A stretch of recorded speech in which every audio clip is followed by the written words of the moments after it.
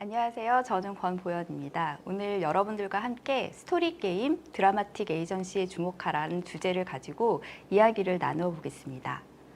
저는 현재 인터랙티브 스토리 디자이너 그리고 게임화 시스템 디자이너로 업계에서 활동하고 있고요. 또 같은 분야의 이론가이자 창작가로도 몇 가지 이론서 그리고 또 동료들과 함께 다양한 작품을 창작하면서 활동하고 있습니다.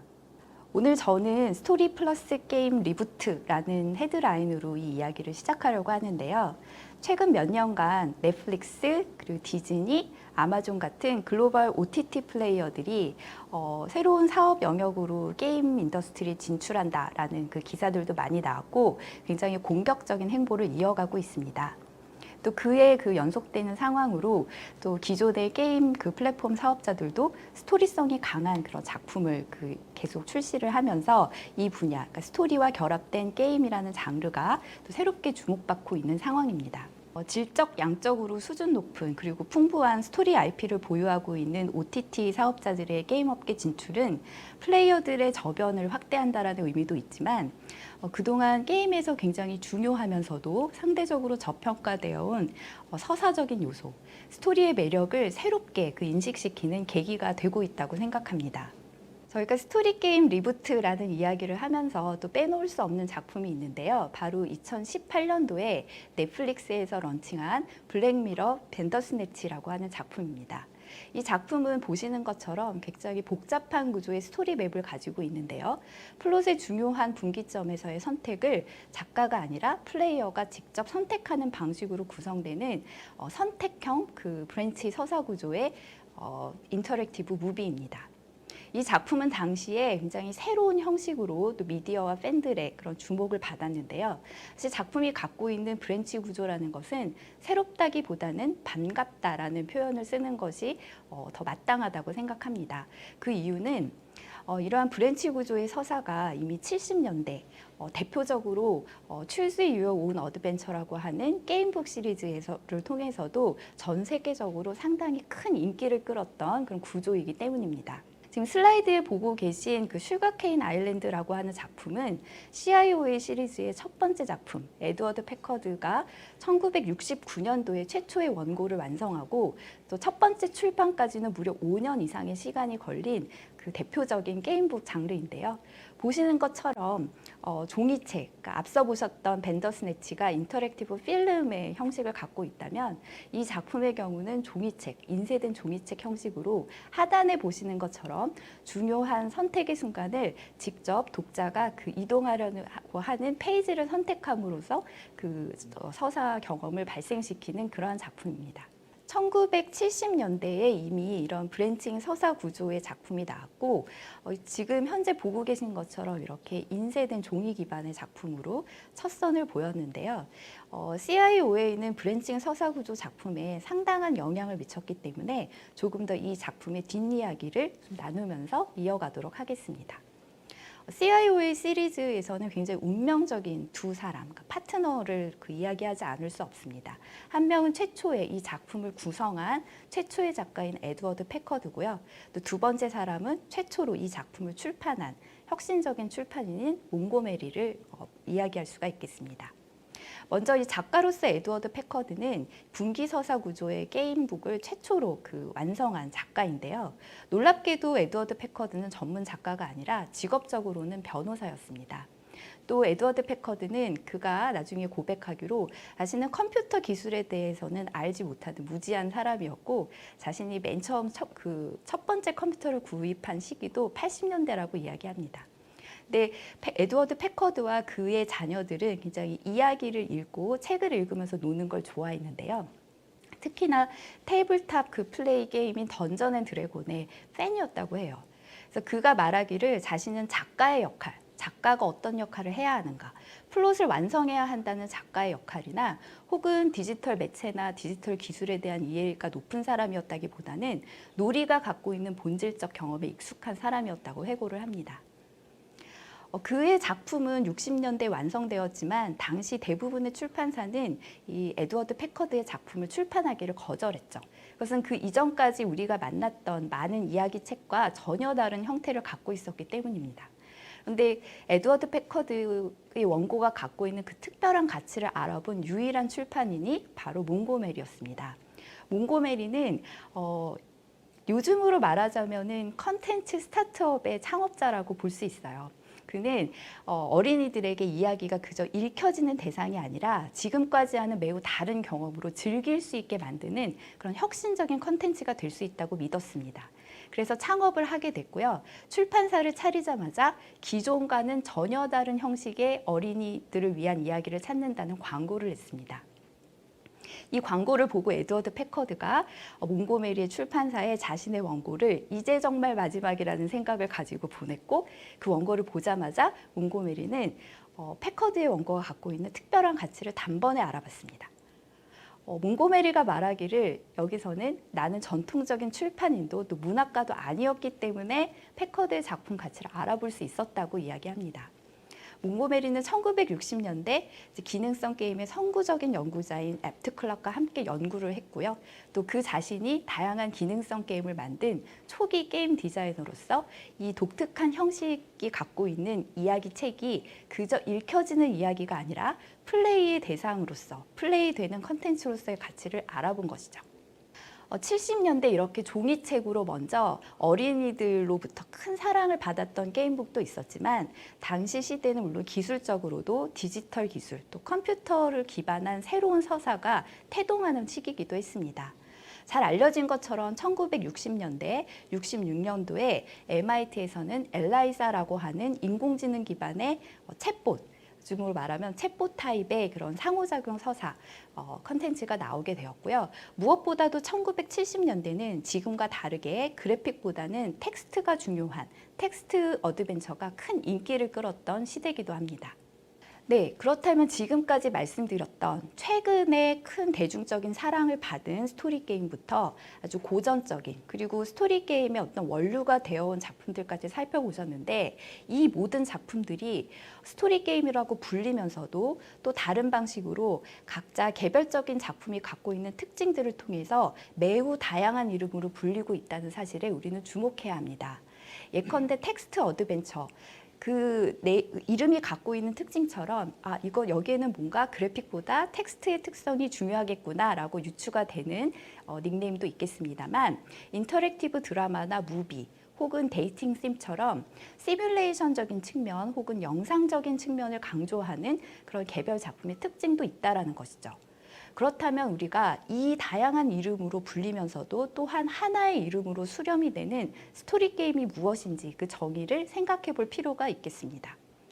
예컨대 제가 저희 동료와 함께 2018년도에 그 작업을 했던 햇살 아래서 같은 경우는 우리나라에 살고 있는 시리아 난민 소녀의 이야기를 다루고 있습니다.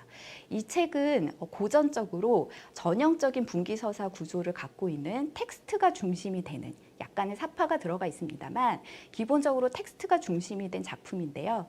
제 작품 역시 스토리 게임으로 크게 불리면서 초이스 게임, 그리고 이 작품을 만든 소프트웨어의 종류에 따라서 투아인 게임, 또 디지털 게임북, 인터랙티브 픽션, 이런 다양한 이름으로 불리고요.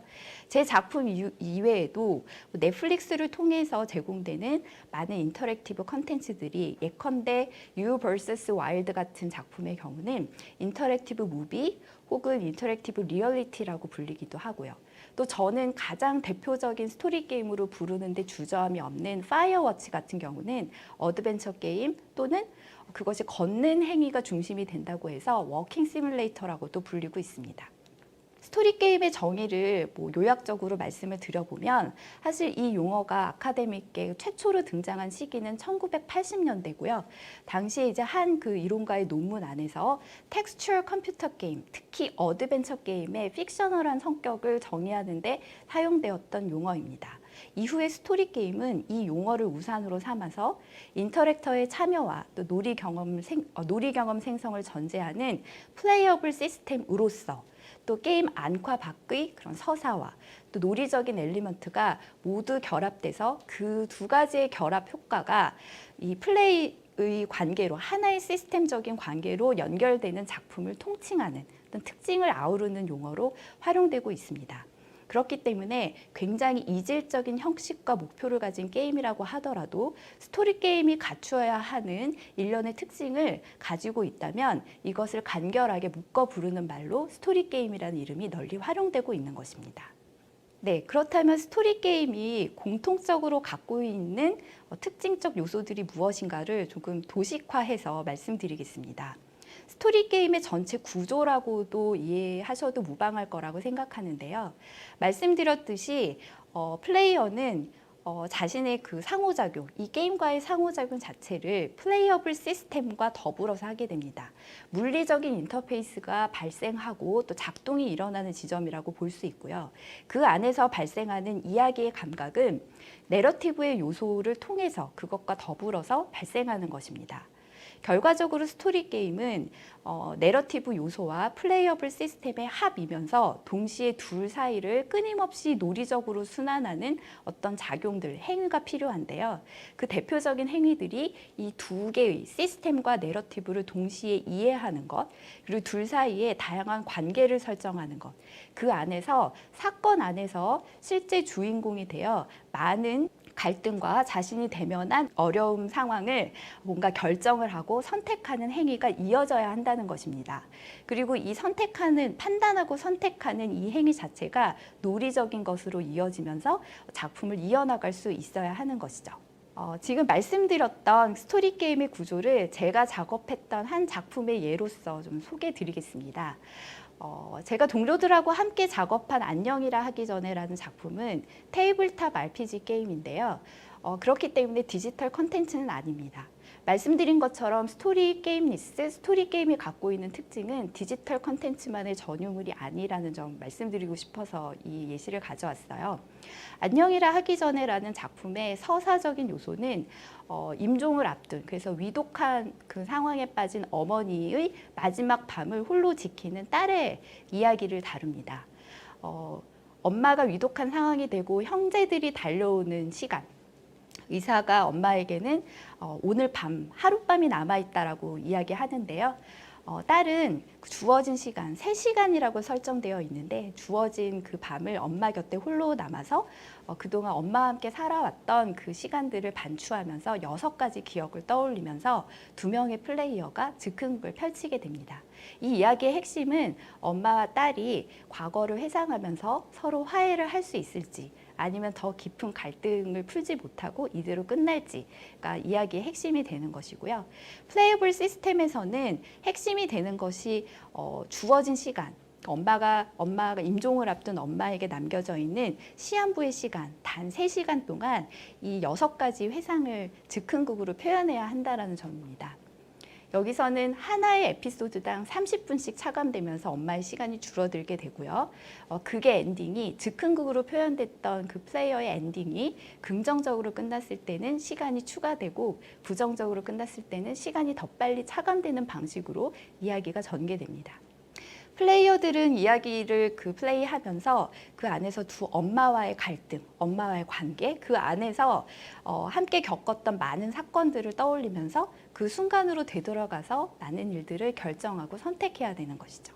이 과정은 플레이어가 바뀔 때마다 또 즉흥극이 갖고 있는 특성이 그렇듯이 주어지는 상황에 플레이어가 어떻게 대응하느냐에 따라서 매번 다른 감각을 불러일으키기 때문에 논리적인 순환이 지속될 수가 있습니다. 네, 그렇다면 스토리 게임은 미시적으로 특정한 장르를 나누는 자격의 규칙이 아니라 게임의 특징으로서 서사적인 관계와 논리적인 경험을 포착하는 특별한 렌즈로 보는 것이 마땅하다라고 저는 생각합니다. 새로운 기술과 더불어서 우리 게임은 계속해서 풍부하고 더 다양한 표현력을 갖추게 될 텐데요. 스토리 게임을 미시적인 장르 조건으로 정의하지 않고 스토리 게임리스를 발생시키는 그 요구사항을 이해하는 것이 점차 중요해진다고 생각합니다. 그리고 저는 스토리 게임리스를 발생시키는 그 요구사항을 드라마틱 에이전시라고 하는 개념으로 정리해 말씀드리려고 합니다. 드라마틱 에이전시에서 에이전시라는 개념은 사실 디지털 매체 미학 그리고 게임 미학의 근본에서 굉장히 기초적으로 다루어지는 개념이죠. 디지털 매체의 특징적 미학 중 하나로 언급되고 있고 이것의 정의는 참여자가 직접 의미 있는 어떤 행동을 취할 수 있고 또 자신이 택한 결과를 눈으로 직접 확인하게 해줄 수 있는 만족스러운 능력을 의미합니다. 전통적인 서사는 의미 발생의 권한이 작가에게 집중되어 있었기 때문에 독자에게는 에이전시에 대한 기대감이나 그 큰 권한이 크지 않았습니다. 그러나 디지털 매체로 이동하고 또 매체에 있어서 상호작용성이 중요시 되면서는 특히나 스토리 게임에서 부각되는 것이 드라마틱 에이전시입니다. 에이전시의 감각 가운데 극적인 요소가 중시되고 있다는 것을 의미합니다. 드라마틱 에이전시는 절차적이고 참여적이고 몰입적인 환경 내에서 스토리 요소를 적극 사용하려는 의도를 가지고 디자이너가 극적 상황에 적용하는 에이전시를 뜻합니다. 드라마틱 에이전시에서 중요한 것은 서사적인 갈등을 종료시키는 것이고 또 극적인 의미를 구성하는 데 기여하는가가 중요해지겠죠. 여기에서 엔딩은 반드시 해피엔딩, 그러니까 플레이어가 목표했던 행복한 상황으로 끝내는 것이 목표가 될 수가 없고 드라마틱 에이전시에서 중요한 것은 그것이 서사적으로 얼마나 해소감을 느낄 수 있느냐 또 플레이어에서의 종결감과 합의를 맞출 수 있느냐가 중요합니다. 즉 스토리 게임에서 비극은 서사적 실패로 볼 수가 없습니다. 또 한 가지 중요한 점은 드라마틱 에이전시란 플레이어가 플롯을 변경할 수 있는 권한만을 의미하지 않는다는 것입니다. 사실 브랜칭 서사 구조에 익숙해지면 독자가 플롯을 바꾸는 권한이 곧 드라마틱 에이전시와 같은 것으로 생각하기 쉬운데요. 이 개념은 사건이 고정되어 있고 스토리가 변경되지 않아도 시공간을 탐색하고 또 조작하는 경험을 통해서 서사적 관여를 일으킬 수 있기 때문에 이러한 경우에도 가능합니다. 대표적으로 플로렌스라고 하는 스토리 게임의 경우는 게임 전체가 시작되고 끝나는 과정까지 플롯 자체가 변화되진 않지만 그 안에서 발생하는 다양한 드라마틱 에이전시 경험을 통해서 우리가 풍부한 이 서사적인 게임을 즐겼다라고 느낄 만한 감각을 선취할 수 있게 되죠. 그렇다면 드라마틱 에이전시를 발생시키는 구조적인 시스템이 갖춰야 하는 구조적인 특징이 무엇인가를 알아봐야 할 텐데요. 보시는 것처럼 전통적인 서사에서는 이야기가 전개되는 방식이 단일한 선형, 유니리니어한 그 방식으로 이야기가 전개됩니다. 여기에 독자가 선택할 수 있는 기타의 옵션은 존재하지 않습니다. 그러나 스토리 게임과 같은 상호작용적인 매체에서는 이 경로가 다양해진다는 것이 특징인데요. 이 다양성을 갖게 되는 멀티리니어 구조도 크게 두 가지로 나누어 볼 수 있는데 하나는 큰 줄기의 플롯은 변하지 않고 그러나 주변적인 상황에서 다양한 선택이 일어나는 소위 말해서 진주목걸이형 그 구조가 있고요. 다른 하나는 어떤 것이 메인 플롯인지 결정할 수 없을 정도로 복잡한 구조로 확산되어 나가는 그런 브랜칭 구조의 서사가 가능하다고 볼 수 있습니다.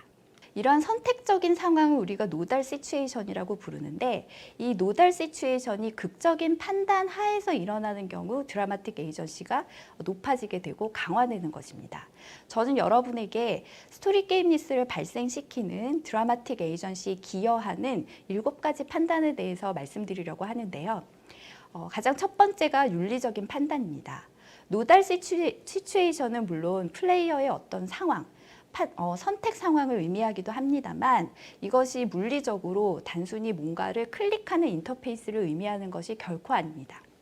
이것은 기계적인 선택이 중요한 것이 아니라 갈등하게 만드는 것, 생각하게 만드는 것, 망설이게 만드는 것이 중요합니다. 윤리적 판단의 경우는 어떤 것이 윤리적인 판단인지 정답을 묻는 것이 아니라 뭔가를 선택하는 상황에서 플레이어가 또 주인공이 그 갈등을 느끼면서 어떤 선택을 할 것인지 망설이게 만드는 효과가 있어야 한다는 것입니다. 윤리적 판단은 게임을 서사적으로 경험하게 만드는 가장 흥미로운 선택 중에 하나로 알려져 있습니다. 이 상황에서 중요한 것은 인간적인 딜레마를 느끼게 하는 것이고 플레이어가 이 상황에서 당연하다고 생각하지 않고 주저하게 만들어야 합니다. 두 번째는 이익에 관한 판단입니다. 이익이라고 하면 역시 돈이나 시간 같은 어떤 경제적인 가치로 치환되는 것들을 생각하게 되고 그것이 출발점이 되는데요. 서사적인 상황에서는 주인공이 이런 1차원적인 가치 판단에서 점차 인간으로서의 감정, 가치관까지 함께 고민할 수 있도록 만드는 것이 관건입니다. 세 번째는 인과관계 판단입니다. 인과관계 판단은 최초의 선택을 하는 상황에서는 이것이 초래할 이후의 상황과 영향력을 판단하지 못하고 알 수 없기 때문에 처음에는 사소한 선택처럼 보입니다. 그러나 플레이어가 이 인과관계 판단을 하는 상황 이후에는 디자이너가 미리 마련해둔 경로에 따라서 새로운 경로가 열릴 수도 있고 또 영원히 닫혀버릴 수도 있습니다. 이런 어떤 히든키를 갖고 있게 만드는 것이 대단히 중요하고 플레이가 끝났을 때 독자가, 플레이어가 이것을 알게 되는 것이 중요합니다. 그 다음은 난이도 판단입니다. 게임 안에서 발생하는 또 게임 안의 극적인 상황에서 발생하는 판단 중에 난이도 판단은 위험과 안정 사이에 트레이드 오프가 있습니다. 플레이어는 이 안에서 자신에게 쉬워 보이는 선택, 또 좀 더 나을 것 같은 선택을 해야 하지만 이 선택에서 중요한 것은 능력과 행운이 모두 고려돼야 한다는 것입니다. 결과적으로 난이도 판단은 뻔하다기보다는 불확실성을 가지고 고민하게 만들어야 합니다. 조금 쉬워 보이지만 까다로운 사람을 만나게 되는 경우, 그 반대의 경우까지 생각하면 이것은 능력과 행운이 복합적으로 작용하게 만들어서 플레이어를 망설이게 해야 합니다. 다음 판단은 탐색적 판단인데요. 이것은 게임과 서사월드 안에서 시공간적인 움직임을 발생시킬 때의 선택을 의미합니다. 물론 공간적인 이동에 대해서는 여러 가지 경험이 있으시겠지만 탐색적 판단에서 중요한 것은 시간적인 이동과 시간적인 조작까지 함께 포함하는 의미라는 것입니다. 예컨대 특정한 비밀의 방문을 열 것인가 말 것인가의 결정은 공간으로의 진입도 의미하지만 과거에 숨겨져 있던 어떤 진실을 대면할 것인가, 과거에 있었던 어떤 일을 알게 될 것인가, 혹은 그 반대로 미래의 사건을 미리 볼 것인가와 같은 시간적인 선택을 포함하고 있습니다. 다음 판단은 아이템에 관한 것인데요. 아이템은 통상 플레이어가 그 서사 세계에서 혹은 플레이어블 시스템 안에서 무언가를 해낼 수 있는 능력의 구성과 관련이 있습니다. 이런 역량과 자원 혹은 포기에 관한 선택을 할 수 있음으로 인해서 플레이어는 자신이 앞으로 할 수 있는 일과 앞으로 하기 어려운 일 혹은 할 수 없는 일에 대한 판단을 하게 됩니다. 마지막 판단은 취향과 자질에 관한 것인데요. 이것은 능력적인 요소보다 플레이어가 그 역할을 수행하고 있는 캐릭터의 성격과 개성을 부여하는 일입니다. 플레이어는 자신이 맡고 있는 역할을 대행하고 있는 아바타 혹은 캐릭터를 자신이 생각하고 있는 미적 속성을 가진 존재로 창조함으로써 서사적인 경험을 함께하게 되는 것이죠. 플레이어가 선택한 캐릭터의 특성이 플레이어를 지배하게 되면서 그가 부여한 가치관과 미적 기준이 서사 세계에 투입되게 되는 그런 효과가 나타납니다. 다시 정리되는 그 도식을 보시겠는데요. 자, 그렇다면 드라마틱 에이전시에 의해서 이러한 논리적인 순환이 발생하는 구조를 조금 이해해 볼 수 있을 것 같습니다. 네, 플레이어블 시스템과 내러티브 요소 사이에는 그것을 수행하는 존재로서의 플레이어가 있어야 되겠죠. 플레이어블 시스템에서 중요한 것은 그것이 게임이 작동하는 인터페이스이자 메커닉을 공급한다는 것이고 이 논리적인 수행을 통해서 서사와 시스템 사이에 인풋과 아웃풋을 발생시킨다는 역할이 있습니다. 여기에서 대단히 중요한 것은 이 플레이어블 시스템을 통해서 그 놀이꾼이 이 시스템이 종결되는 느낌, 이 시스템이 끝에 다다랐구나 라고 이 놀이의 작동 방식, 지향점, 목표를 완전히 이해하고 그것을 통해서 기계적인 종결감을 느낄 수 있다는 것이 중요합니다. 어떤 그 게임을 하게 됐을 때 그 게임의 규칙, 게임의 목표를 이해하지 또 못했는데 게임이 끝나는 경우가 있죠. 그건 플레이어가 그 게임에 익숙하지 않아서일 수도 있고 다른 이유로 게임이 굉장히 빨리 끝나게 되는 경우도 있는데요. 이 경우에는 충분한 스토리 감각을 느끼기가 어렵습니다. 자, 그렇다면 이 전체 구조 하에서 내러티브는 어떤 역할을 하느냐? 말씀드렸던 것처럼 다양한 경로를 경험할 수 있게 만드는 구조 하에서 서사적인 컨텐츠와 컨텍스트를 느낄 수 있다는 것, 그것을 즐길 수 있다는 것이 중요합니다. 또한 매번 새로워지는, 리플레이 할 때마다 새로워지는 인지 혹은 성찰의 측면이 있어서 이것이 새로운 변수를 끊임없이 공급하는 요소가 됩니다.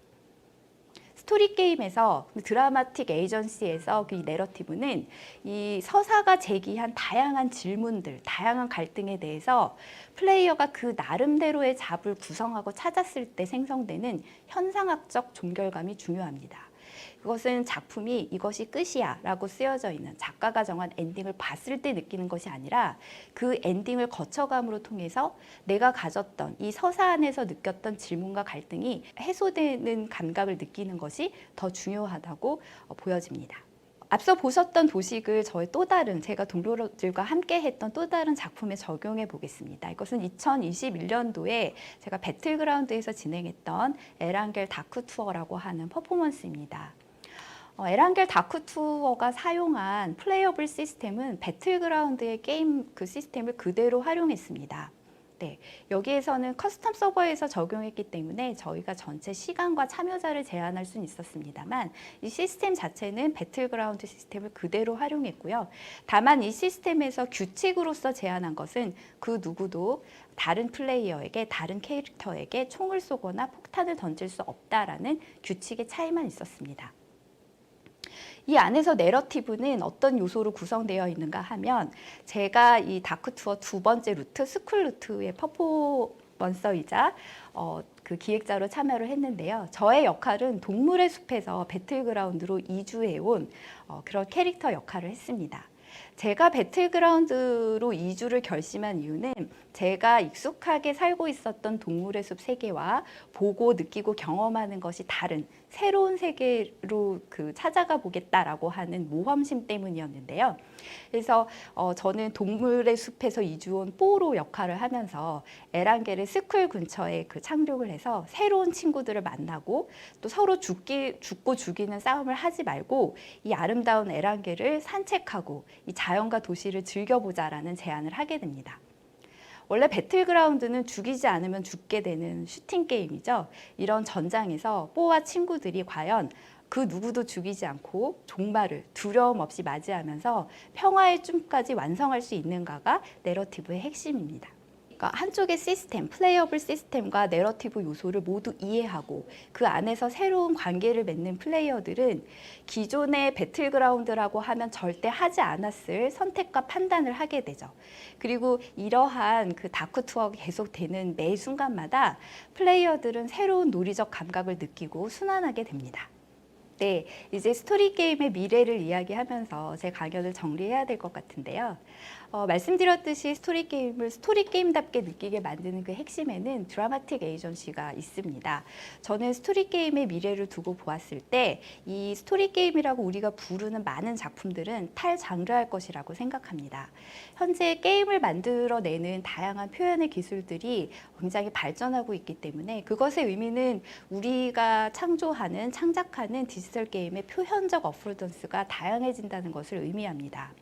그렇기 때문에 드라마틱 에이전시가 원래도 중시되던 기존의 장르 외에도 게임화 매체 전반에서 광범위하게 스토리 게임 니스가 강화될 것이라고 예상합니다. 두 번째는 자신의 의도적인 동기를 가지고 리플레이를 할 수 있는 작품으로서 성장하기 위한 경쟁이 치열할 것이라고 생각합니다. 드라마틱 에이전시를 한 번의 와우로, 그러니까 이례적인 소비로 끝나는 것을 지향하게 될 것이고요. 이 놀이적인 순환을 계속해서 이어가기 위한 작고 의미 있는 변이를 어떻게 생성할 것인가가 작품의 경쟁력으로 치환될 것입니다. 세 번째는 내러티브가 점차 확장되고 우리의 놀이 시스템이 점차 개방의 길을 걸을 것이라고 생각합니다. 이야기의 세계관은 점차 확장적인 드라마틱 에이전시를 향해 나아갈 것입니다. 즉 보다 더 새로운 세계, 닫힌 결말, 닫힌 이야기, 하나의 닫힌 작품으로 끝나는 것이 아니라 보다 다양한 잠재 변수를 활용할 수 있는, 그래서 보다 풍성한 드라마틱 에이전시를 발생시킬 수 있는 작품으로 진화할 것이라고 생각합니다. 또 닫혀 있는 하나의 플레이어블 시스템에서 다른 시스템으로 플레이어가 구축해온 서사적 정체성이나 자원 이동이 보다 용이해지면서 하나의 작품에서 구축했던 서사적인 요소들이 다른 작품에서도 혹은 다른 커뮤니티에서도 작동할 수 있는 그런 시대가 이미 오고 있다고 생각합니다. 스토리 게임의 미래는 제가 두 가지로 정리를 해보았습니다. 가장 중요한 것은 스토리 게임이 우리가 게임을 통해서 전파하려고 했던, 게임을 통해서 구현할 수 있는 내러티브의 힘을 더욱 강화시키고 부활시킬 것이라는 것입니다. 그러나 이것의 방법이 게임만이 할 수 있고 또한 게임이 가장 잘할 수 있는 것을 통해서 이루어질 것이라는 것이 중요한데요. 그런 의미에서 저는 스토리 게임이 이야기를 다시 발명할 거라고 생각합니다. 전통적인 서사가 권위를 가진 소수에 의해서 짜여진 플롯을 따르는 것이 중요한 가치였다면 이제 스토리 게임이 만드는 서사는 그 이야기를 새로 발명해서 결정된 것처럼 보이는 세상을 다 분해하고 놀랍고 충격적인 방식으로 다시 조립함으로써 새로운 서사를 발명해낼 것이라고 생각을 합니다. 오늘 저와 함께 스토리 게임에 대해서 스토리 게임을 드라마틱 에이전시라는 개념을 통해서 한번 이해를 해보셨는데요. 여러분들에게 공감이 가고 또 여러분들이 수긍할 수 있는 이야기였을지 궁금합니다. 더 많은 스토리 게임 디자이너들이 나오기를 바라고 저도 연구와 창작을 통해서 여러분들과 함께 하겠습니다. 감사합니다.